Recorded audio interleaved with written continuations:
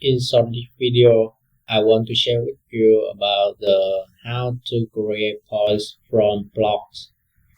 And you can see in this drawing, we have block reference and with the position C, and we have the two blocks.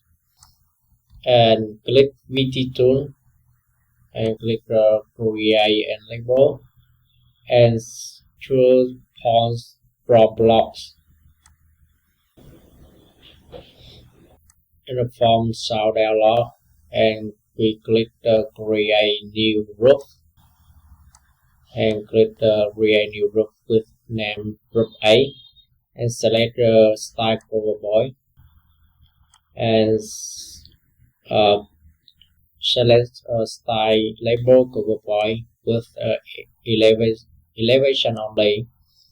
And if we have the select with the circle and select the blocks and click enter, and you can see the core point with the created by block with the elevation from block.